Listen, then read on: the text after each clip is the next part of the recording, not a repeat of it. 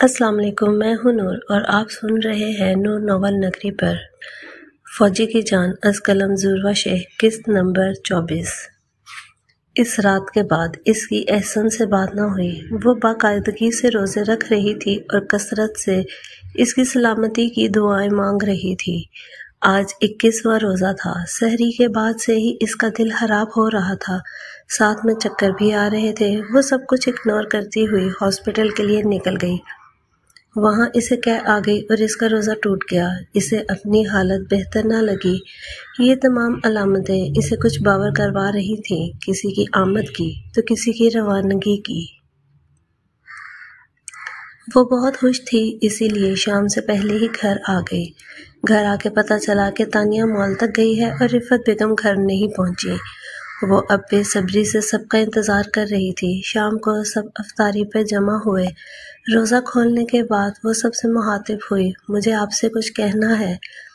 رفت بیگم بولی، ہاں بیٹا بولو، کیا بات ہے؟ اصل میں اس کی بات اس کے منہ میں ہی رہ گئی۔ فون رنگ ہوا، لینڈ لائن پر کال تھی۔ احسن کے جانے کے بعد سے رفت بیگم ہر فون کی رنگ پر ڈر جاتی تھی اور فون کی طرف خود بھاگتی تھی۔ اس فون کی رنگ پہ بھی وہ فون کی طرف لپکی تھی۔ فون اٹھایا تو وہ احسن کا ہی تھا۔ السلام علیکم۔ وعلیکم السلام میری جان، کیا حال ہے؟ ماما، مجھے بہت ضروری بات کرنی ہے آپ سے۔ جی میری جان، بتاؤ کیا بات کرنی ہے؟ احسن بولا، ماما مجھے بابا نظر آ رہے ہیں۔ رفت بیگم اس کی بات سمجھ چکی تھی کہ وہ کیا کہنا چاہ رہا ہے۔ وہ بولی، بیٹا اپنے بابا سے کہو میرے پاس تو کھونے کو کچھ نہیں ہے، پر میری بہو کے پاس تو ابھی کچھ نہیں ہے تمہارے سوا۔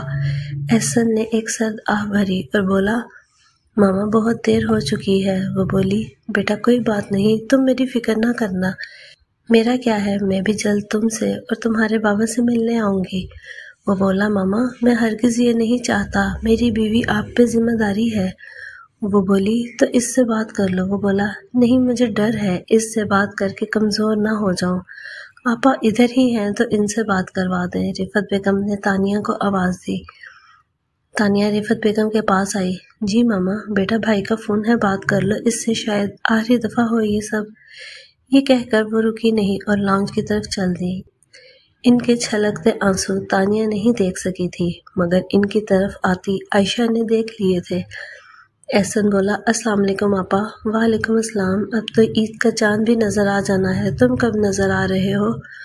وہ بولا، آپا بہت جلد آؤں گا گھر واپس۔ تانیہ نے دروازے پہ کھڑی عائشہ کو دیکھا تو بولی، اچھا یہ اپنی بیوی سے بات کر لو، بیچاری کب سے تمہاری کال کا انتظار کر رہی تھی۔ احسن کچھ کہنا چاہتا تھا مگر تانیہ نے جلدی سے ریسیور عائشہ کو پکڑا دیا۔ اب رفت بیگم بھی ان کے پاس ہو لی۔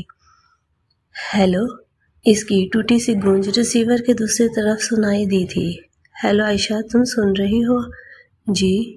وہ بولا، مجھے معاف کر دو، میں تم سے کیا وعدہ پورا نہیں کر سکا۔ وہ بولی، کون سا والا؟ وہ بولا، عید پہ میں تمہارے ساتھ نہیں ہوں گا۔ یہ کیا، اگلی کئی عیدیں شاید تم میرے بغیر ہی گزارو۔ وہ اندر تک لرز چکی تھی۔ وہ بولی، کدھر ہیں آپ؟ وہ بولا، بہت دور آ چکا ہوں، اب واپسی بھی بہت مشکل ہے۔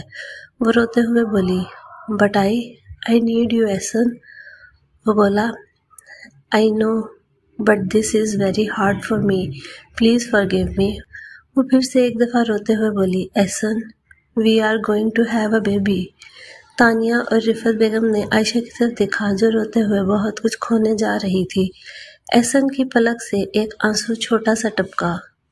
ادھر وہ بھی مسلسل آنسو بہا رہی تھی۔ وہ بولا، میں جانتا ہوں اگر میں نہ آیا تو بھی تم ہمارے بچے کا پورا خیال رکھو گی نا؟ عائشہ نے اپنے منہ پر ہاتھ رکھ کر اپنی سسکی کو روکا اور ہاں میں سر ہلایا۔ وہ پھر بولا، رکھو گی نا فوجی کی جان؟ وہ بولی، احسن مجھے آپ کی ضرورت ہے، خدا را واپس آ جائیے، میں یہ سب کچھ اکیلے نہیں کر سکتی، خدا کے لیے۔ وہ بولا، عائشہ بہت دیر ہو چکی ہے، اب کچھ نہیں ہو سکتا، چلو کم از کم سکون سے مروں گا کہ تمہیں کسی کے سہارے چھوڑ کر جا رہا ہوں، بے سہارا کر کے نہیں جا رہا۔ وہ بولی، احسن خدا کے لیے پلیز ایک دفعہ، اور احسن نے فون رکھ دیا۔ وہ مزید عائشہ کے رونے کی آوازیں نہیں سن سکتا تھا، اس کی ہمت جواب دے گئی تھی۔ ادھر عائشہ فون ہاتھوں میں پکڑے ہی زمین بوس ہو چکی تھی۔ رفت بیگم اور تانیہ نے آگے بڑھ کر اسے تھاما۔ پانی لے کر آؤ تانیہ، پانی لے کر آؤ، وہ چیخی تھی۔ تانیہ پانی لے کر آئی تو رفت بیگم نے اس کے اوپر پانی کے قطرے پھینکے۔ وہ ہڑبڑا کر اٹھی۔ ماما، ماما، وہ احسن کیا کہہ رہے تھے؟ وہ ایسا کیسے کر سکتے ہیں؟ وہ کیسے جا سکتے ہیں مجھے چھوڑ کر؟ وہ تو کہتے تھے وہ مجھ سے محبت کرتے ہیں، تو محبت کرنے والوں کو کیسے چھوڑا جا سکتا ہے؟ ماما، انہیں بلا لیں، وہ دیوانوں کی طرح چیخ رہی تھی۔ اور رفت بیگم کے پاس دینے کو جھوٹی تسلی کے علاوہ کچھ نہیں تھا۔ انہیں تو یہ سمجھ نہیں آ رہی تھی کہ اپنے بیٹے کے جانے کا دکھ منائیں یا اپنے بیٹے کی ہونے والی اولاد کے آنے کی خوشی۔ 4 دن سکون سے گزر گئے۔ احسن کی طرف سے کوئی خبر نہ آئی۔ پریگننسی کی خبر ابھی اس نے کسی سے نہیں کہی سوائے تانیہ اور رفت بیگم کے۔ وہ کمرے میں بند تھی۔ وہ رو رو کر احسن کی سلامتی کی دعائیں کر رہی تھی۔ آج 26واں روزہ تھا اور 27ویں شب۔ سب کی طرح وہ بھی لیلۃ القدر تلاش کر رہی تھی کہ شاید اس رات کے صدقے ہی اس کی ایک دعا قبول ہو جائے جو وہ کثرت سے مانگ رہی تھی۔ وہ جب کافی دیر رو دی تو اسے رفت بیگم کا خیال آیا اور ان کے کمرے کی طرف بڑھ گئی۔ نہ جانے کیوں اس کا دل ان کے کمرے کی طرف جانے کو کیا تھا۔ اس کا دل بہت بے چین ہو رہا تھا، بہت زیادہ۔ اس دل کو کسی چیز کے کھونے کا اندیشہ تھا۔ دل بہت بھاری ہو رہا تھا، اس سے زیادہ بھاری اس کے قدم ہو رہے تھے۔ پھر بھی وہ ہمت اکٹھی کر کے رفت بیگم کے کمرے میں گئی۔ وہ جب کمرے میں داخل ہوئی تو رفت بیگم بے اضطراب کے باعث سو نہیں پا رہی تھی۔ ان کے دل کا گمان تو عائشہ کی نسبت بہت زیادہ تھا۔ ماں تھی آخر وہ جائے نماز پر بیٹھی تھی مگر کچھ پڑھ نہیں رہی تھی، بس یوں ہی بیٹھی ہوئی تھی۔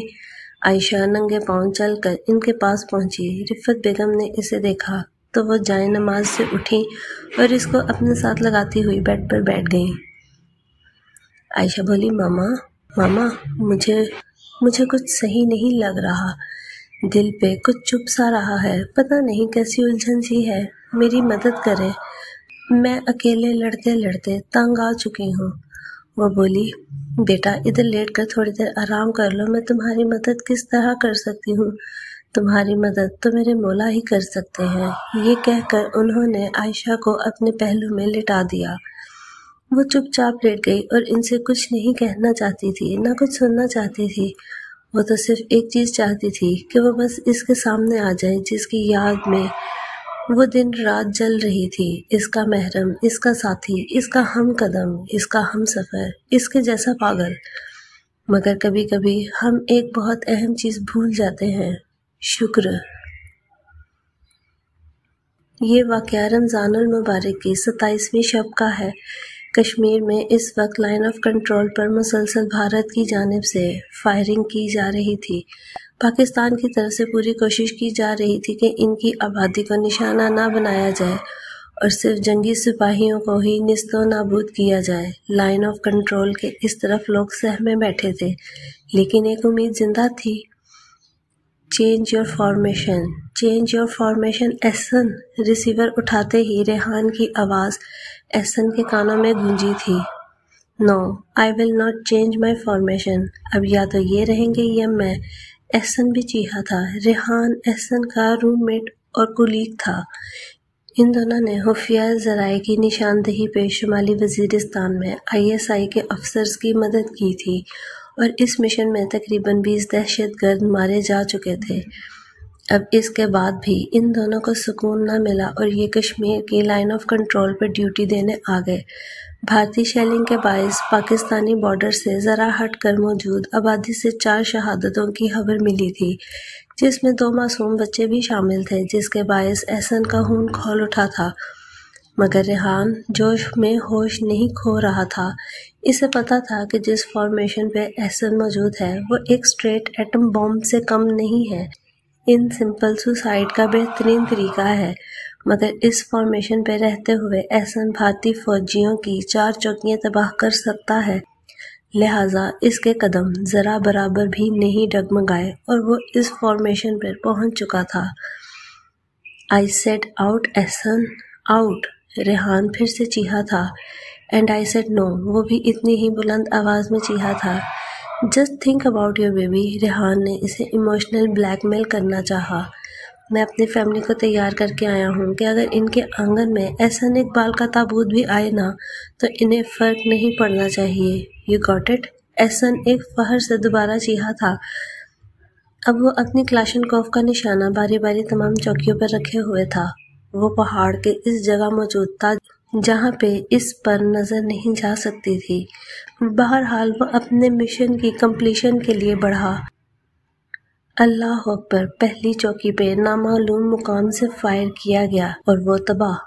اللہ اکبر دوسرا نعرہ اس نے بلند کیا اور دوسری چوکی تباہ. وہ دیکھتے ہی دیکھتے 4 چوکیاں تباہ. اچانک اس کی نظر ایک خفیہ چوکی پہ پڑی جو کہ پتھروں کے نیچے چھپائی گئی تھی. تو بھیگی بلی یہاں چھپی بیٹھی ہے. بیٹا تجھے تو میں برف میں غوطے دے دے کر ماروں گا. اور ایک اور فائر. وہ خفیہ چوکی بھی تباہ. اللہ اکبر کا نعرہ فضا میں بلند ہوا. اب وہ پیچھے مڑنے کے لیے چل دیا. Congratulations major you have achieve your goal. اس نے اپنے آپ کو شاباش دی تھی جو ریحان نے اس بار بیٹھے سن لی تھی. ریحان بولا اب جلدی سے واپس آ جا. احسن بولا کتنے بنے؟ ریحان بولا ہر چوکی پہ 4 کا حساب لگا لے. احسن بولا اٹ مینس 20. ریحان بولا 16 گنتی بھی بھول گیا. احسن بولا بیٹا جب مجھے تمغہ ملنا ہے نا تب تو گنتی کا سوچی. وہ رمیش ہمیں دھمکیاں دے رہا تھا، خود پتھروں کے نیچے چھپا ہوا تھا. اڑا دیا سالے کو. ریحان بولا واقعی ویل ڈن بھائی، اب جلدی سے آ کر سینے لگ جا. وہ بولا بے صبرے آ رہا ہوں. احسن اب ریحان کی فارمیشن پر جا رہا تھا. ریحان کے پاس پہنچ کر وہ اس سے بغل گیر ہوا. ریحان بولا رک میں سحری کا انتظام کر کے آتا ہوں. احسن بولا چل ٹھیک ہے. ریحان اب ہیڈ کوارٹر کی طرف ہو لیا. احسن نے اس کی فارمیشن پر اس کی ڈیوٹی سنبھال لی تھی. ریحان ابھی تک پہنچا ہی نہیں تھا. احسن کو اپنے آس پاس کچھ کھٹکا. یہ کیسی آہٹ ہے؟ اس نے سوچا. وہ چوکنا ہو چکا تھا. ایک ہاتھ گن پر اور دونوں آنکھیں ارد گرد کا بڑی مہارت سے جائزہ لے رہی تھی. کان میں لگے وائرلیس پر اس نے کوڈ ورڈ بولا ٹیشو پیپر.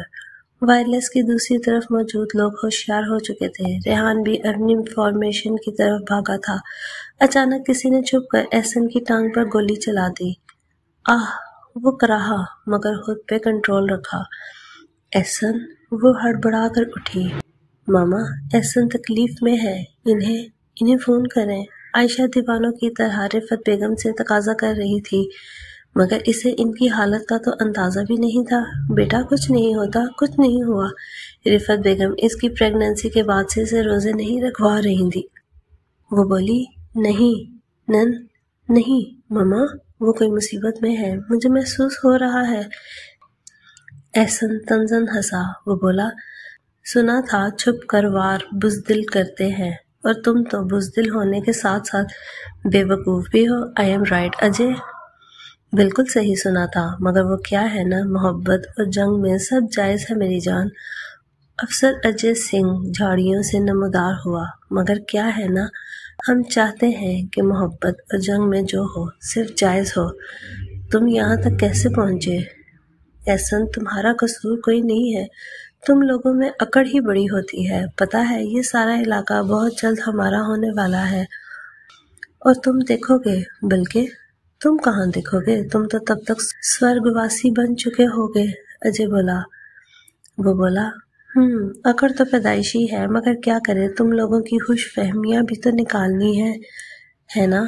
انتہائی مطمئن لہجے میں طنز کا تیر چلایا گیا تھا. اجے اس کے اس قدر مطمئن لہجے سے چڑ گیا اور بولا یہ تو تمہیں وقت ہی بتائے گا. اس نے اپنی رائفل کا نشانہ احسن کی طرف کیا. احسن بھی کہاں پیچھے رہنے والا تھا. ٹھا ایک گولی سیدھی اجے کے دل میں شوٹ ہوئی. یہ گولی احسن کی گن کی نہیں تھی بلکہ ریحان کی گن کی تھی. مگر اس گولی کے چلنے سے پہلے پوری 36 گولیاں احسن کے سینے میں اتر چکی تھی. احسن زمین بوس ہوا. لا الہ الا اللہ محمد رسول اللہ. احسن کی آنکھوں کے سامنے سب کچھ ایک فلم کی طرح گھوم رہا تھا. اس کے والد کا جنازہ، اس کی سوٹ جیت کر اپنی ماں کو دکھانا، कर्नल कज़ाफ़ी का जनाजा, आयशा की बाइक से टक्कर, इससे मोहब्बत का इकरार, आयशा का इकरार मोहब्बत, इसके महरम बनने तक का सफ़र, अपनी माँ से आखिरी मुलाकात, अपनी इश्क़ज़ादी से आखिरी मुलाकात, अपनी बहन से आखिरी मुलाकात, वो तमाम वाक़यात जो इसकी ज़िंदगी में बहुत अहम थे। आखिरी आवाज़ जो इसके दिमाग में गूंज रही थी वो आयशा ही की थी, we are going to have a baby.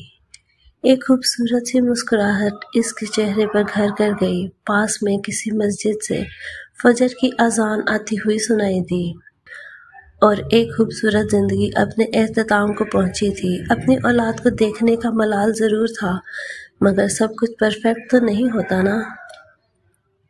Rehan Ajay को वासिले जहन्नुम करके अपने दोस्त की तरफ दौड़ा। रेहान का चेहरा आंसू से तर हो चुका था। उठ यार, ये कोई मजाक का वक्त नहीं है, उठ जा, इसकी आवाज़ गूंजी थी। मगर एहसन मुस्कुराते हुए इस दुनिया को हैराबाद कह चुका था। रेहान ने इसकी आंखें बंद करना चाहिए, मगर वो अधखुली रही। एहसन की बॉडी को हेडक्वार्टर तक लाया गया। इन्ना लिल्लाहि व इन्ना इलैहि राजिऊन। रिफत बेगम ने अपने दिल पर हाथ रखते हुए अपनी सिसकी को रोका। ये कहते हुए वो बेड की नुक्कड़ से लग गई। अभी तक राना मेंशन में एहसन की शहादत की खबर नहीं मिली थी, मगर रिफत बेगम अपने बच्चे को अपनी नज़रों के सामने हंसता हुआ देख रही थी, जो इनके शौहर के साथ बाजू हमाइल किए खड़ा था। वो समझ चुकी थी कि क्या हो गया है। आयशा पूरे घर में दीवानों की तरह चक्कर लगा रही थी, कभी ऊपर से नीचे तो कभी नीचे से ऊपर। इसे सुकून नहीं आ रहा था। इसने सफ़ेद रंग का लिबास पहना हुआ था। बाल नहाने के बायस रात खुले छोड़ दिए थे, जो अब उलझनों से भर चुके थे, मगर किसे परवाह थी। इसका सुकून तो फरार हो चुका था। तकरीबन 8 बजे के करीब पूरे घर के फ़ोन्स की घंटियां बज उठी थी। आयशा को इन आवाज़ों से वहशत हो रही थी। वो किसी को फ़ोन उठाने नहीं दे रही थी। नहीं तानिया, आप भी फ़ोन मत उठाइएगा। रिफत बेगम अपनी बहू की हालत देखकर माजी में गुम हो रही थी। अचानक पोर्च में यके बाद दिगरे कई गाड़ियां आकर रुकी। रिफत बेगम बाहर की तरफ भागी। आयशा इन्हें यूं जाता देखकर इनकी तरफ लपकी। एक गाड़ी में से एक फौजी निकला और सब्ज हिलाली परचम लेकर रिफत बेगम की तरफ बढ़ा। मम्मा देख लीजिएगा, एक दिन ये झंडा आपके सामने झुकेगा ज़रूर। रिफत बेगम के कानों में एहसन की आवाज़ गूंजी। तो क्या वाकई वो दिन आ चुका था? उन्होंने सोचा। पिछली गाड़ियों में से बशर, अरहम और वकार निकले। वकार रात ही फ्लाइट से वापस पहुंच चुका था कि इसे एहसन की शहादत की खबर आते ही इसके सर में बम की तरह फटी थी। आयशा दरवाजे में खड़ी फटी फटी आंखों से सब कुछ समझने की कोशिश कर रही थी। एक गाड़ी से ताबूत निकाला गया। ताबूत के ऊपर फूल लगाए हुए थे। तानिया भी अब बाहर आ चुकी थी। बशर और अरहम आयशा की तरफ लपके, जो लड़खड़ाती हुई रिफत बेगम की तरफ चल रही थी। शायद किसी के कंधों पर लोटू में एहसन की आवाज़ इसके दिमाग में घूमी। आयशा कुछ नहीं बोल रही थी। इसका दिमाग माऊफ हो रहा था। इर्द गिर्द कोई आवाज़ नहीं आ रही थी। बशर ने अपनी बहन को सीने से लगा लिया था। बशर की अपनी आंखें तर थीं। ये क्या हो रहा है? ये क्या हो रहा है भाई? इसने हिज़यानी सी हालत में बशर से पूछा। बशर और अरहम इसे अंदर ले आए। वो बस खामोश हो चुकी थी। न सर पीट रही थी, न बहन कर रही थी, बस पानी की तरह आंसू बह रहे थे। रिफत, इसे रुलाओ, कहीं ये पागल ना हो जाए। एक जम्मे गफीर इसके गिर्द बैठा था। पूरे राना मेंशन में सफ़े मातम बिछ चुका था। स्वालहा बेगम अपनी बेटी को अपने साथ लगाए बैठी थी। सारा और मोमना अभी तक समझने की कोशिश कर रही थी कि क्या हो गया है। आयशा की आंखों के सामने बस एक मंजर घूम रहा था। ना जाइए ना। इर्द गिर्द की तो कोई आवाज़ इसे सुनाई ही नहीं दे रही थी। एहसन का ताबूत इसके सामने पड़ा था। वो इसे खोलकर एहसन की आंखें देखना चाहती थी, ताकि वो आंखों में आंखें डालकर पूछती कि क्या वाकई जाने को दिल मान गया था। वो ताबूत के पास हुई। ताबूत के शीशे से एहसन का चेहरा नजर आया। नाक में रुई दी हुई थी, मुंह के गिर्द पट्टी बांधी हुई थी, आंखें अध खुली थी, मुकम्मल बंद ना हो पाई थी, न जाने क्यों। وہ اس کی آنکھوں کو دیوانوں کی طرح تکنے لگی۔ ان آنکھوں کی تو وہ نشئی بن چکی تھی۔ نشہ اتنی دور جا رہا تھا کہ وہ ہاتھ پر ہاتھ دھرے بیٹھی تھی۔ وہ بس سب کچھ سہ رہی تھی، نہ کچھ ظاہر کر رہی تھی۔ چند لمحے یوں ہی آنکھیں دیکھتے ہوئے گزر گئے۔ جنازہ جلدی پڑھایا جانا تھا۔ وہ تو یہ بھی نہ پوچھ پائی تھی کہ کیوں۔ بشر، ارحم، معیز اور وقار اس کا جنازہ اٹھانے آئے تھے۔ وہ دیوانہ وار تابوت سے لپٹی ہوئی تھی۔ بشر نے اسے ہٹانا چاہا۔ بھائی کی جان، ہٹ جاؤ، وقت آ گیا ہے۔ عائشہ نے آنکھیں اٹھا کر بشر کی آنکھوں میں دیکھا۔ اپنی بہن کی آنکھوں میں ہزا دیکھ کر اس کی روح اندر تک کانپ گئی تھی۔ عائشہ پیچھے نہ ہٹی تو سارا اور مومنہ نے اسے دونوں بازوؤں سے پیچھے ہٹایا۔ بس وہ دھیرے سے مدھم لہجے میں بولی، خیال سے۔ ارحم اس کی بات سن کر لرز گیا۔ ان میں سے تو کوئی بھی یہ نہیں چاہتا تھا، کوئی بھی نہیں چاہتا تھا کہ ان کی بہن یوں اجڑ جائے، یوں اجڑے کہ کانوں کان خبر بھی نہ ہو۔ بشر نے تو اس کے لیے اس کا ہاتھ احسن کے ہاتھوں میں دیا تھا، کیونکہ وہ اس کی خوشیوں کا ضامن بن کر آیا تھا، مگر یہ کیا خوشیوں کا ضامن ہی زندگی لوٹ کر لے گیا۔ کلمہ شہادت، کلمہ شہادت۔ نہیں نہیں، رک جاؤ۔ تانیہ کی آواز پورے گھر میں گونجی تھی۔ کرب کی ایک اور لہر نئے سرے سے اٹھی تھی۔ رفعت بیگم خاموش تماشائی بن کر دیوار کے ایک کونے سے لگی تھی۔ خواتین آ رہی تھیں، ان کے گلے لگ رہی تھیں، مگر وہ ہوش سے بیگانہ نہیں ہوئی تھیں۔ ان کے کندھوں پر بہت زیادہ ذمہ داری تھی۔ اپنی بہو کو سنبھالنا تھا، اپنے بچے کی اولاد کو دیکھنا تھا۔ سارا اور مومنہ عائشہ کو کمرے تک لے آئی تھی۔ پورے گھر میں لوگ تیمارداری کو پہنچ چکے تھے، کیا نزدیک کیا دور، سب رشتہ دار پہنچے تھے، دونوں فیملیز کے۔ وہ کمرے میں آئی، ابھی بیڈ پر بیٹھی ہی تھی کہ اچانک وامٹنگ ہوئی۔ وہ واش روم کی طرف بھاگ گئی تھی۔ سارا نے حیران نظروں سے مومنہ کی طرف دیکھا، جو خود اسے ہی سوالیہ نظروں سے دیکھ رہی تھی۔ عائشہ باہر نکلی۔ ان دونوں کی سوالیہ نگاہوں کا رخ اب عائشہ کی طرف ہی تھا۔ وہ ان کی نظروں کا مفہوم سمجھ کر بولی، احسن کہتے تھے کہ ان کی ہونے والی بیوی سے انہیں ملوا دو، ان کے بچے دعائیں دیا کریں گے، مگر اب ان کی بیوی بھی مل گئی ہے اور بچے بھی دعائیں دینے کو پہنچنے والے ہیں، اور وہ خود کہیں چلے گئے ہیں۔ اس نے بھیگے سے لہجے میں ایک انوکھی پہیلی بوجھ لی تھی۔ سارا آگے بڑھی اور اس کے سینے سے لگ کر رونے لگی۔ وہ سنجیدہ سے لہجے میں غصے سے بولی چلی جا رہی تھی، جائیے آپ دونوں یہاں سے۔ مومنہ نے اس کی طرف دیکھا، جو ہر گزرتے لمحے کے ساتھ اسے پریشان کر رہی تھی۔ مومنہ بیڈ سے اٹھی اور چپ چاپ سارا کو لے کر وہاں سے چلی گئی۔ وہ بیڈ کے ایک کنارے کو پکڑے بیٹھ گئی۔ دوپٹہ بیڈ پر پڑا تھا۔ وہ ابھی بھی بین نہیں کر رہی تھی، چیخ نہیں رہی تھی، بس خاموشی سے آنسو بہا رہی تھی۔ اس کے کانوں میں ایک آواز گھومی، میری یاد سے اگر تمہاری آنکھوں میں آنسو آئے تو مجھے یاد کرنے کی ضرورت نہیں ہے۔ اس نے جلدی سے اپنے آنسو صاف کیے، مگر میں جانتا ہوں کہ کسی کو یاد کر کے آنسو آ ہی جاتے ہیں، تو اگر رونا بھی ہو تو کسی باہر والے کے سامنے مت رونا۔ اس کی آنکھوں میں آنسو پھر سے روانگی سے آنے لگے۔ وہ اپنی جگہ سے اٹھی اور ہر اس چیز کو چھونے لگی جہاں پر احسن کا لمس لگا تھا۔ شام ہونے کو آئی تھی۔ رفعت بیگم صالحہ بیگم کے ساتھ لگی رو رہی تھی۔ رفعت بیگم بولی، احسن کو ایسے نہیں کرنا چاہیے تھا صالحہ بیگم، جو خود اپنی بیٹی کے غم کے باعث رو رہی تھی۔ رفعت بیگم کو تسلی دیتے ہوئے بولی، اللہ کی مرضی کے آگے انسان تو بے بس ہو جاتا ہے۔ سارا نے آ کر بشر کو کان میں بتایا تھا کہ عائشہ امید سے ہے۔ بشر کو یہ بات سن کر بہت صدمہ ہوا تھا کہ اس کی بہن کی اولاد کو یتیمی کی تہمت پیدا ہونے سے پہلے ہی لگ گئی تھی۔ بشر نے ابھی کسی کو یہ بات بتانی مناسب نہ سمجھی۔ دانیال صاحب اپنی بیٹی کے کمرے کی طرف ہو لیے تھے۔ وہ جب کمرے میں داخل ہوئے تو وہ بیڈ کی ایک نکڑ پر بیٹھی تھی، الجھے بال لیے، سفید لباس زیب تن کیے، کسی اجڑے ہوئے مسافر کی طرح جو سفر کے آغاز میں ہی سب کچھ لٹا چکا تھا۔ باپ کا کلیجہ ہی چیرا گیا اپنی اکلوتی بیٹی کی یہ حالت دیکھ کر۔ اس سے دانیال صاحب کے آنے کی بھی خبر نہ ہوئی، کیونکہ وہ تو کسی اور ہی دنیا میں کھوئی ہوئی تھی۔ تمہیں پتا ہے، میں جسے پسند کرتا ہوں وہ بالکل تمہاری طرح ہے۔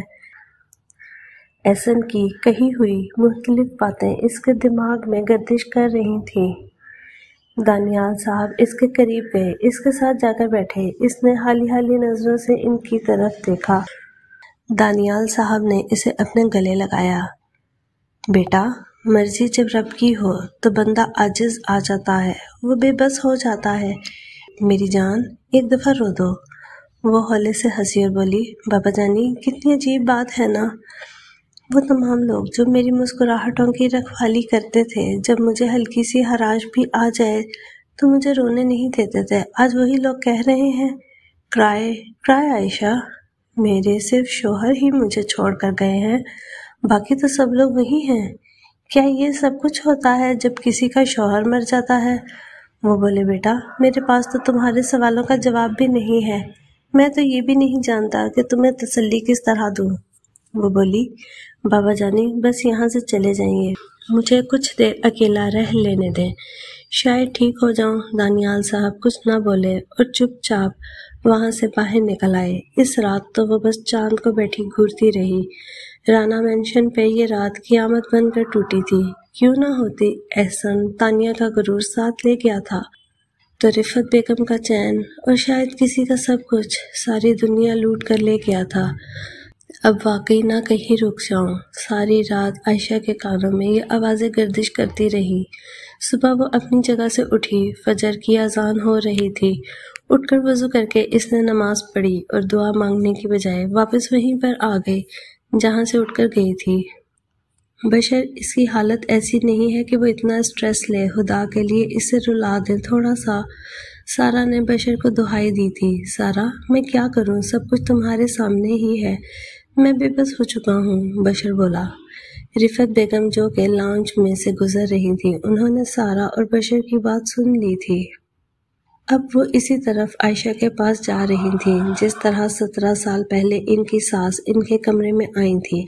انہیں سب یاد آ چکا تھا، وہ یہ تمام مناظر کہاں دیکھ چکی تھی، یہ سب کچھ تو ان کی اپنی آپ بیتی تھی، بس شکلوں کا ہی فرق تھا۔ عائشہ بیٹا، رفعت بیگم نے ایک نظر پورے کمرے میں دوڑائی۔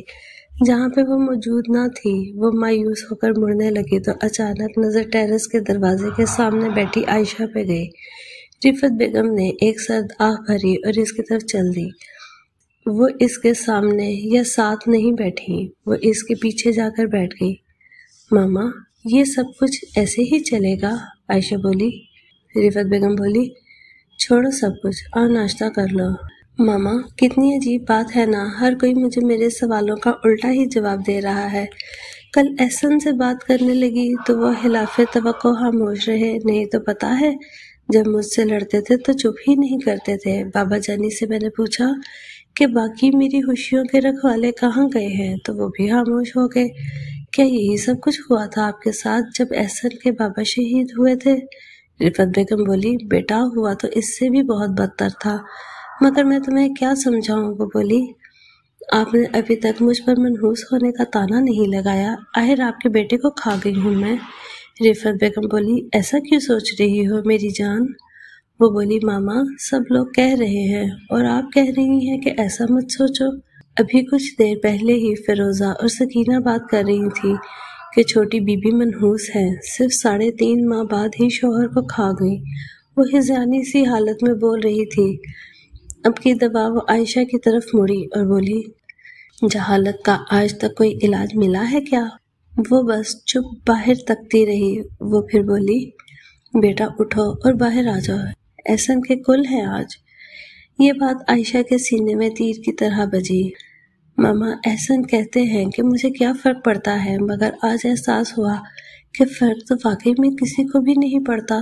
سب لوگ تماشائیوں کی طرح اکٹھے ہوئے ہیں اور میرے احسن کے جانے کے بعد اب تبصرے کر رہے ہیں۔ وہ گردن کو ایک طرف جھکائے ایک سحر میں بول رہی تھی۔ اس کے آنسو تھم چکے تھے، اب صرف آنکھوں میں ویرانی آ چکی تھی۔ رفعت بیگم اس کے سامنے لاجواب ہو گئی تھی، اس لیے اٹھ کر باہر آ گئی۔ اچانک اس کے دروازے پر دستک ہوئی، مگر وہ بیٹھی رہی، اپنی یادوں میں گم۔ وقار اندر داخل ہوا، کچھ سامان لا کر اس نے عائشہ کے سامنے رکھا۔ وہ خود کچھ فٹ کے فاصلے پر بیٹھ گیا۔ سامان دیکھ کر عائشہ نے اپنی ویران آنکھوں سے ایک سوالیہ نظر اس پر ڈالی۔ وقار اس کی نظروں کا مفہوم سمجھتے ہوئے بولا، یہ سارا سامان احسن کا ہے، اس کا یونیفارم، اس کی باقی چیزیں جو آخری وقت میں اس کے ساتھ تھی۔ اس کی بات سن کر عائشہ نے کپ کپاتے ہاتھوں سے بیگ کھولا۔ بیگ میں سے یونیفارم نکلا۔ یونیفارم پہ سب سے پہلے اس کی نظر چمچم کرتے اس کے نام پر گئی۔ ایک یاد دماغ میں گھوم گئی۔ یونیفارم میں جگہ جگہ سوراخ تھے۔ اس نے ایک دفعہ پھر سے وقار کی طرف دیکھا تو وہ بولا، احسن کے سینے میں شہید ہوتے وقت 35 گولیاں لگی تھیں۔ عائشہ کو اپنا آپ لرزتا ہوا محسوس ہوا۔ آنسو پھر روانی پکڑ گئے تھے، مگر صرف خاموش آنسو۔ پھر بیگ میں سے احسن کے بوٹ نکلے، لیدر کے بلیک کلر کے بوٹ۔ اس کے دماغ میں ایک یاد گھومی، احسن بتائیے میں کیسی لگ رہی ہوں؟ قد آدم شیشے کے سامنے کھڑی، احسن کے بوٹس کے ساتھ جینز اور ہوڈی پہنے عائشہ گردن اکڑاتے ہوئے بولی۔ احسن جو کہ کسی کام میں مصروف تھا بغیر دیکھے بولا، اچھی لگ رہی ہو۔ عائشہ بولی، دیکھیے تو صحیح۔ احسن نے ایک نظر اٹھا کر سر تپاؤں سے دیکھا، پھر نظر پیروں پر ٹک گئی جس میں سائز سے بڑے بوٹس پہنے ہوئے تھے۔ احسن اپنی جگہ سے اٹھا اور بولا، یہ تو میرے بوٹس ہیں پگلی۔ وہ بولی، تو کیا ہوا، مجھ پر اچھے نہیں لگ رہے کیا؟ پیروں کو بجاتے ہوئے وہ بولی۔ احسن اس میں کتنے مزے کی آواز آتی ہے نا؟ وہ بولا، لطیفہ لگ رہی ہو، اب اتار دو نہیں تو گر جاؤ گی۔ اس نے چند قدم احسن کو چل کر دکھایا، بولی، دیکھیے چل سکتی ہوں میں خود۔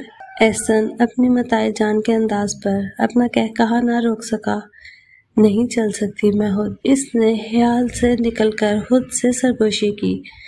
چند لمحے یوں ہی سرک گئے، پھر اچانک کسی خیال کے تحت یونیفارم کی پاکٹس ٹٹولنے لگی۔ سب جیبیں چیک کر لی لیکن مطلوبہ چیز نہ نکلی۔ پھر احسن کے نام کے نیچے والی پاکٹ ٹٹولی، مطلوبہ چیز برآمد ہو گئی۔ وہی لاکٹ جو اس نے دیا تھا۔ تو کیا میں بھی آخری وقت میں احسن کے ساتھ تھی؟ اس نے خود سے سوال کیا۔ لاکٹ کھولا تو ایک طرف اس کی تصویر اور دوسری طرف احسن کی۔ تصویریں خون کے قطروں سے رنگین ہو چکی تھی۔ وقار اس کی ساری کارروائی خاموشی سے دیکھتا رہا۔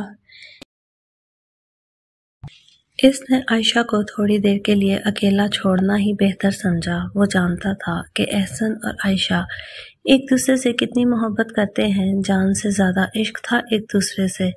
ایک چلا گیا تو دوسرا کیسے سکون پا سکتا ہے؟ چند دن کیسے پر لگا کر اڑ گئے، کسی کو پتہ ہی نہ چلا سوائے اس کے جس کا وقت تو تھم چکا تھا۔ ایک ایک لمحہ بھاری پڑ رہا تھا، گھڑی کی سوئیاں جیسے کاٹ کھانے کو دوڑ رہی تھیں۔ وہ سب کی باتیں خاموشی سے سن رہی تھی۔ 9ویں کے ختم پہ وہ کمرے سے باہر نکلی تو اس نے چند خواتین کو اکٹھے بیٹھے دیکھا۔ وہ ان سے کچھ فاصلے پر غیر دانستہ طور پر بیٹھی تھی۔ ان میں سے ایک بولی، سنا ہے رفت کی بہو کا اس کی خالہ زاد سے رشتہ طے ہونے والا تھا۔ دوسری بولی، ہاں، اور پتہ ہے اس کے خالہ زاد کی بیوی بھی طلاق لے چکی ہے، ادھر اس کا شوہر مر گیا۔ پہلی بولی، مجھے کچھ گڑبڑ لگ رہی ہے۔ ایک اور خاتون نے اپنا حصہ ڈالا اور بولی، کہتے ہیں رفت کی بہو کا باپ نہ مانا، لیکن وہ لڑکی شادی کرنا چاہتی تھی۔ مجھے تو لگتا ہے ساری سوچی سمجھی سازش ہے۔ ایک اور بولی، بس جی لڑکیوں کو تو آخر آئی ہوئی ہے، شرم تو رہی ہی نہیں۔ وہ عائشہ کی موجودگی سے بے خبر یہ باتیں کر رہی تھی۔ وہ ان سب کی باتوں کا جواب دینا چاہتی تھی لیکن ہمت ہی نہ ہوئی۔ ہمارے معاشرے میں یہی تو ہوتا ہے، جنازہ ہو یا شادی، خواتین کو چغلیاں کرنے کے لیے اور دوسروں کی بدنامی کرنے کے لیے موقع مل جاتا ہے۔ اگر آپ خود بیٹیوں والے ہیں نا تو خدا کے لیے کسی اور کی بیٹی کی بدنامی مت کیجیے، کیونکہ آپ اس کا جتنا نقصان کر رہے ہیں آخر میں آپ کو ہی وہ بھرنا ہوگا کسی نہ کسی شکل میں، اور اس کو پھر مکافات عمل بھی کہا جاتا ہے۔ ماما، یہ شہید کون ہوتے ہیں؟ عائشہ نے ٹی وی پہ نیوز دیکھتے ہوئے اپنی ماں سے پوچھا۔ بیٹا، جنہیں اللہ تعالیٰ ایک نئی زندگی دیتے ہیں انہیں ہم شہید کہتے ہیں، صالحہ بیگم نے چینل چینج کرتے ہوئے کہا۔ منظر تبدیل ہوا۔ 8 سالہ عائشہ اپنی دادی سے بولی، دادو عشق کس سے کرنا چاہیے؟ فاطمہ بیگم بولی، بیٹا یہ جو عشق ہوتا ہے نا یہ صرف اللہ سے ہی کیا جائے تو جائز ہے، جب ہم کسی چیز کو اللہ سے زیادہ عزیز کر لیتے ہیں تو اللہ ہم سے وہ چیز چھین لیتا ہے۔ اللہ کو شراکت پسند نہیں ہے، وہ بولی۔ پر دادو، اللہ میاں تو ہم سے 70 ماؤں سے زیادہ پیار کرتے ہیں، تو وہ ہمیں ہماری پسند کی چیز دے سکتے ہیں، جس طرح ماما مجھے میرا فیورٹ مینگو شیک بنا کر دیتی ہیں۔ فاطمہ بیگم اپنی پوتی کی معصومیت پہ ہنسی اور بولی، بیٹا جب آپ ماما کے سامنے میری تعریف کرتے ہو تو آپ کی ماما تھوڑا سا برا مناتی ہیں، ہے نا؟ عائشہ اپنے جوس کا گلاس دونوں ہاتھوں میں پکڑے بولی، جی دادو۔ فاطمہ بیگم بولی، اسی طرح جب آپ اللہ کے سامنے کسی کو اس سے زیادہ جتاؤ گے تو اللہ تو آپ سے وہ لے لے گا نا، لیکن اگر آپ صرف محبت کریں تو اللہ بہت خوش ہوتا ہے۔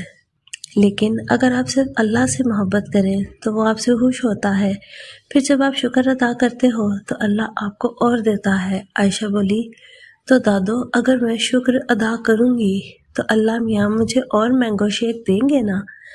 ننھی سی عائشہ نے اپنی عقل کی بساط کے مطابق بات کی تھی۔ فاطمہ بیگم نے عائشہ کو اپنی گود میں بٹھایا اور اس کی بات پر ہنس کر بولی، جی دادو کی جان۔ عائشہ بھی اپنا گلاس سنبھالتی ہوئی ہنسی۔ چند یادیں عائشہ کے ذہن کے پردے میں گھومی۔ اس نے سر جھٹک دیا۔ وہ احسن کے 40ویں تک کسی آتش فشاں کی طرح بھر چکی تھی۔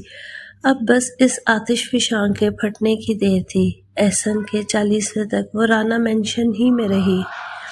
40ویں سے اگلے دن اسے شیخ ولا لایا گیا۔ وہ شاید وہاں پہ احسن کو بھول جائے، مگر جو روح کے ساتھی ہوتے ہیں انہیں کہاں بھلایا جاتا ہے۔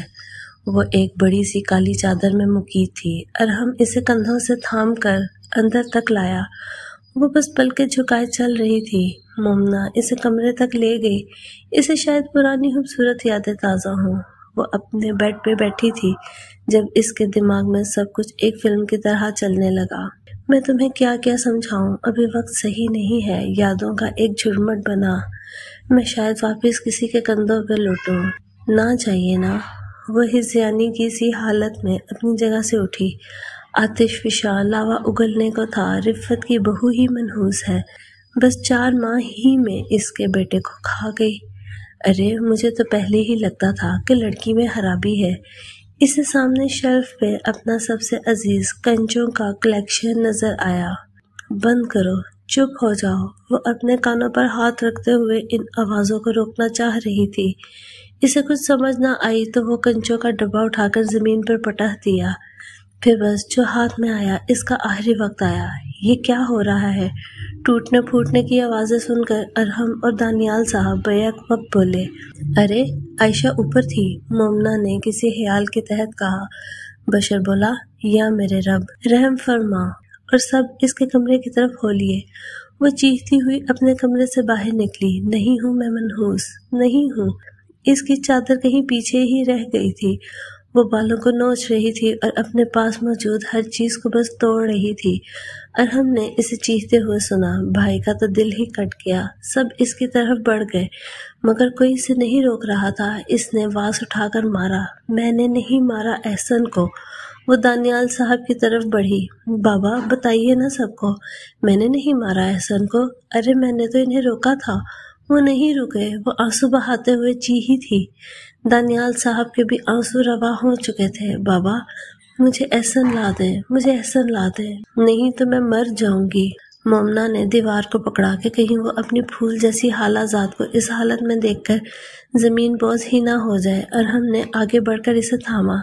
بھائی میں نے نہیں مارا احسن کو، مجھے احسن لا دیں، مجھے احسن لا دیں کہیں سے۔ وہ حلق کے بل چیخی تھی۔ ارحم اسے تسلی بھی کس طرح دیتا، وہ تو اس غم کا مداوع بھی نہیں کر سکتا تھا۔ وہ اچانک اپنے آنسو بے دردی سے صاف کرتی ہوئی پھر سے اٹھی۔ انہیں آنا پڑے گا، وہ آ گئے ہوں گے، اپنے بچے کی دعائیں لینی ہیں انہیں آنا ہوگا۔ وہ ارحم کے حصار سے نکلی اور اب مین ہال کی طرف چل دی۔ دانیال صاحب نے ایک سوالیہ نگاہ ارحم کی طرف کی، جس پہ ارحم نے نظریں جھکا لی۔ دانیال صاحب لڑکھڑائے اور زمین پر بیٹھ گئے۔ ان کی اکلوتی بیٹی کو جو خوشیاں ملی بھی تو کیسی، آدھی ادھوری۔ اب وہ مین ہال میں موجود ہر چیز توڑ رہی تھی۔ مومنہ اور بشر اس کے پیچھے بھاگے تھے اور ہم نے آگے بڑھ کر دانیال صاحب کو تھاما۔ صالحہ بیگم رفت بیگم کے پاس رکی تھیں۔ جب سب کچھ توڑ کر تھک چکی تو ایک کونے میں اجڑے مسافر کی طرح بیٹھ گئی۔ ایک بہت پرانی یاد دماغ کے پردے پر گھومی۔ بیٹا، عشق کبھی انسانوں سے نہ کرنا، اس کی بہت بڑی قیمت ادا کرنی پڑتی ہے۔ دانیال صاحب کی والدہ فاطمہ بیگم چھوٹی سی عائشہ کو اپنی گود میں بٹھائے زندگی کا ایک بہت ہی اہم باب پڑھا رہی تھیں۔ دادو، یہ عشق کیا ہوتا ہے؟ چھوٹی سی عائشہ نے اپنی عقل کے مطابق سوال داغا۔ فاطمہ بیگم اپنی پوتی کا ناک کھینچ کر بولی، بیٹا، قربانیوں کی ابتدا اور صبر کا عروج عشق ہوتا ہے، مگر ابھی تمہیں نہیں سمجھ آئے گا، تم بہت چھوٹی ہو۔ اور اس کے لال گالوں پر بوسہ دیا۔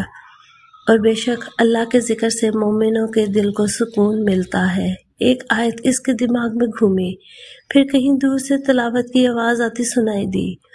وہ زیادہ دور نہیں تھا، سارا ملائکہ کے کمرے میں بیٹھی قرآن پڑھ رہی تھی۔ وہ بڑے انہماک سے سننے لگی۔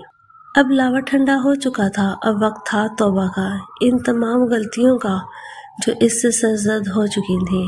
یا میرے اللہ، یہ میں نے کیا کر دیا؟ یہ غلطی مجھ سے کیسے ہو گئی؟ تیری ذات کے ہوتے ہوئے میں نے انسانوں سے عشق کیا، فانی وجود سے۔ یا میرے مولا، مجھے معاف کر دے، میں نے کتنی بڑی غلطی کر دی۔ میں کیسے بھول گئی کہ یعقوب علیہ السلام حضرت یوسف کے حجر میں تب تک آزاد نہیں ہوئے تھے جب تک انہوں نے توبہ نہیں کی تھی۔ یا میرے رب، مجھے معاف کر دے، میری توبہ قبول کر، میں کب سے غلط رستے پہ تھی، مجھے احساس بھی نہ ہوا۔ میرے رب، مجھ پہ کرم کر دے، کاش میں تیرا شکر کرتی، آج یہ سب کچھ تو نہ ہوتا۔ میرے رب، اس گمراہی سے نکلنے پر میں تیرے شکر گزار ہوں۔ یا اللہ، میری توبہ قبول کر لے، مجھے معاف کر دے، اپنی اس گنہگار بندی کو معاف کر دے۔ وہ بڑی عاجزی سے اپنے رب کے سامنے جھک گئی۔ اسے اپنی غلطی کا احساس ہو چکا تھا، مگر اب ملال تو اس کا ساتھی بن گیا تھا۔ وہ اب رو رو کر اپنے رب سے معافی مانگ رہی تھی۔ اسے کافی حد تک سکون مل گیا تھا۔ سریا، میری بیٹی اپنی تنخواہ سے غریبوں کی مدد کیا کرتی تھی، اب لوگ اس کی مدد کو پہنچ رہے ہیں۔ میری بیٹی کے ساتھ یہ سب کچھ کیا ہو گیا ہے؟ دانیال صاحب نے اپنی بہن کو فون پر اپنی بیٹی کا حال سنایا۔ سریا بولی، بھائی صاحب، بیٹیوں کو تو قبر کی دیواروں تک دعائیں دینی پڑتی ہیں، قسم سے اپنی پھول سی بھتیجی کی یہ حالت دیکھ کر میرا تو کلیجہ کٹا جا رہا ہے۔ سریا بیگم نے روتے ہوئے دانیال صاحب سے کہا۔ عائشہ، جو اب کمرے سے باہر پانی کا جگ لینے نکلی تھی، اس نے یہ گفتگو سن لی۔ ان کی باتیں سن کر اس کی آنکھ سے قطرہ نکلا اور ہاتھ پہ گرا۔ یہ اس نے کیا کر دیا؟ میری وجہ سے سب لوگ بھگت رہے ہیں، مجھے تو اپنے ماں باپ کا خیال بھی نہیں آیا، میں کیسی بیٹی ہوں؟ یہ سب کچھ کیا ہو گیا ہے؟ اس نے جلدی سے اپنے آنسو صاف کیے اور کچن کی طرف بڑھ گئی۔ کچن میں آ کر اس کے دماغ میں پہلا خیال آیا، مجھے یہ سب کچھ صحیح کرنا ہوگا۔ ہاں، سب کچھ میری وجہ سے ہوا ہے تو اسے صحیح بھی میں ہی کروں گی۔ وہ اب تہیہ کر چکی تھی، اسے سب کچھ درست کرنا تھا، سب کچھ ٹھیک کرنا ہے۔ سفر کٹھن ہے مگر سہل بھی بنایا جا سکتا تھا۔ اپنوں کا ساتھ ہو تو کون سا پہاڑ سر نہیں کیا جا سکتا۔ وہ جگ وہیں کچن میں رکھ کر دانیال صاحب کے کمرے میں آئی۔ اس نے دروازہ نوک کیا۔ آ جائیے، صالحہ بیگم بولی۔ وہ اندر داخل ہوئی تو اس کی پہلی نظر دانیال صاحب پر پڑی، جو صرف چند ماہ میں ہی برسوں کے بوڑھے ہو چکے تھے۔ شرمندگی سے اس کا سر جھکنے کو تھا۔ دونوں میاں بیوی حیرت سے عائشہ کو دیکھ رہے تھے، جو کتنے مہینوں بعد ان کے کمرے میں آ رہی تھی۔ وہ بولی، کیا میں نہیں آ سکتی؟ اس نے ان دونوں کی نظروں کا مفہوم سمجھتے ہوئے کہا، لہجہ ذرا دھیما تھا۔ صالحہ بیگم بولی، کیوں نہیں میری جان، تم بالکل آ سکتی ہو۔ وہ دانیال صاحب کے ساتھ صوفے پر بیٹھ گئی تھی، وہ ان کے سینے سے لگ گئی تھی۔ وہ بولی، بابا جانی، میں اس سب نقصان کا مداوع کرنا چاہتی ہوں۔ میں چاہتی ہوں کہ اب کوئی بھی میری وجہ سے غم زدہ نہ ہو۔ میں بس آپ لوگوں سے یہ چاہتی ہوں کہ سب لوگ سب کچھ بھول کر واپس اپنی زندگی میں مصروف ہو جائیں۔ دانیال صاحب نے حیرت سے اس کی طرف دیکھا۔ وہ پھر سے بولی، میں نے آج تک آپ دونوں کو سوائے دکھ کے کچھ نہیں دیا۔ میں چاہتی ہوں کہ اب گھر میں دوبارہ کسی کو میری وجہ سے آنسو نہ بہانے پڑے۔ کیا ایسا ہو سکتا ہے؟ صالحہ بیگم نے اپنی بیٹی کے کمال ضبط کو دیکھتے ہوئے کہا، بیٹا، اگر تم یہ چاہتی ہو تو ایسا ہی ہوگا۔ دانیال صاحب نے اس کے سر پہ بوسہ دیا اور بولے، بیٹا تم نے بہت کچھ دیا ہے، مگر یہ بات دل سے نکال دو کہ تم نے ہمیں دکھ دیا ہے، تم میری سب سے پیاری بیٹی ہو۔ وہ پھر سے بولی، ماما، بابا، میں چاہتی ہوں کہ میں واپس ماما کے پاس چلی جاؤں۔ دانیال صاحب بولے، کیوں بیٹا، یہاں پہ کوئی مسئلہ ہے تو مجھے بتاؤ۔ وہ بولی، نہیں بابا جانی، میں بس چاہتی ہوں کہ ان کے ساتھ رہوں، ان کے گھر میں رہوں، جہاں پر میرے شوہر مجھے ٹھہرا کر گئے تھے، جہاں پہ ابتدا ہوئی تھی۔ دانیال صاحب مسکرائے بولے، جیسی تمہاری مرضی بیٹا۔ اس کی ڈیلیوری کو بس 2 ماہ رہ چکے تھے، اسی لیے وہ چاہتی تھی کہ وہ رفت بیگم کے ساتھ رہے تاکہ یادوں کے تسلسل کو توڑے۔ وہ بھی مسکرا کر ان کے کمرے سے باہر آ گئی۔ ایک پہاڑ سر کر آئی تھی وہ، جو ہر کسی کے بس میں نہیں ہوتا۔ وہ رانا مینشن کے باہر کھڑی تھی، کتنی خوبصورت یادیں وابستہ تھی، پھولوں کا بنا ہوا راستہ جو گھر کے اندر تک جا رہا تھا اس کے دماغ کے پردوں پر گھوما۔ وہ لاؤنج کی طرف بڑھی، ایک آواز اور چند لمحے آنکھوں کے سامنے سے پھسلے۔ وہ کیا ہے نا، جو آپ کا ہے وہ میرا ہے، اور جو میرا ہے وہ تو میرا ہے ہی۔ نم آنکھوں کے ساتھ وہ مسکرا کر بولی، السلام علیکم ماما۔ وہ رفت بیگم کے گلے لگ کر بولی، وعلیکم السلام بیٹا، کیا حال ہے؟ رفت بیگم نے اس کے سر پر بوسہ دے کر کہا، میں بالکل ٹھیک ہوں، آپ بتائیے۔ میں بھی ٹھیک ہوں۔ تم یہاں اچانک ہو؟ اس کی اچانک آمد کا مفہوم نہیں سمجھ پائی تھی۔ وہ ان کی الجھی نظروں کا مفہوم سمجھ چکی تھی، اسی لیے بولی، میرا سسرال ہے، کیا نہیں آ سکتی؟ اور پھر میری ماما کا بھی تو گھر ہے یہ۔ رفت بیگم نم آنکھوں کے ساتھ بولی، بیٹا یہ میرا نہیں تمہارا گھر ہے، تم اس کی وارث ہو۔ ایک آواز پھر گونجی، میرے قلب کی وارث ہو تم، اور کون کون سی جگہ پر ناجائز قبضے کرو گی؟ وہ بولی، ماما اب میں کہیں نہیں جاؤں گی، بس یہیں رہوں گی آپ کے پاس۔ رفت بیگم بولی، بیٹا تمہارے صبر کے آگے میں لاجواب ہو چکی ہوں۔ وہ بولی، ماما اللہ نے دیا ہے، میں تو خود حیران ہوں۔ رفت بیگم بولی، بیٹا آرام کر لو، میں سکینہ سے کہتی ہوں وہ تمہیں اوپر تک چھوڑ آتی ہے، میرے گھٹنوں میں درد ہو رہا ہے۔ کیا ہوا ہے دکھائیے، چلیے آرتھوپیڈک کے پاس چلتے ہیں، چلیں اٹھیں جلدی سے، اپنی حالت دیکھو اور اپنے کام دیکھو، میں بالکل ٹھیک ہوں، بلا وجہ کی ٹینشن لیتی رہتی ہوں۔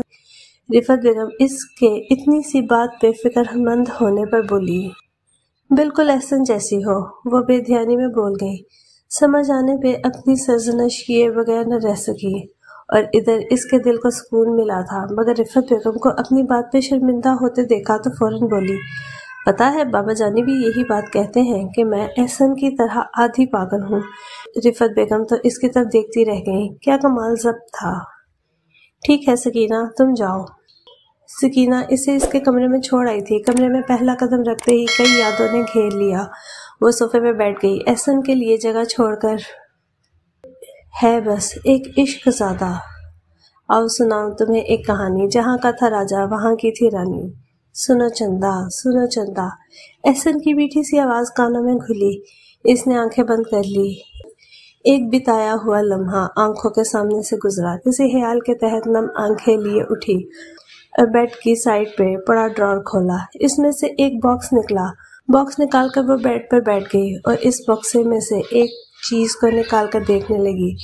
اس نے ایک پٹی نکالی، پٹی کے اوپر لکھا تھا فوجی کی جان۔ ایک قطرہ بہہ کر اس کی بینڈیج پر گرا۔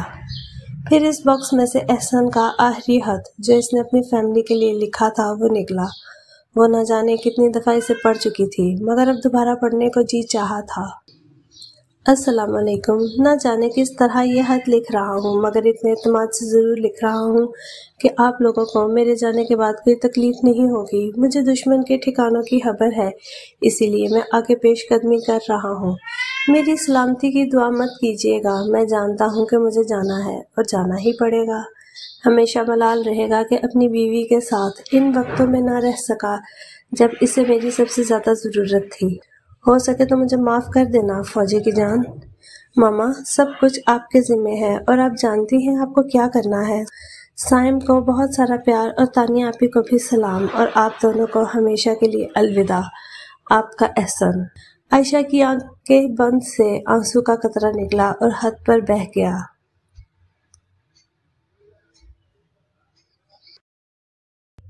اگر آپ کو ہماری ویڈیو اچھی لگتی ہیں تو چینل کو سبسکرائب کریں، ویڈیو کو لائک کریں اور بیل آئیکن کو کلک کرنا نہ بھولیں۔ کمنٹ میں اپنی رائے کا اظہار ضرور کریں۔ سلامت رہیں، اپنوں کا خیال رکھیں۔ اللہ حافظ۔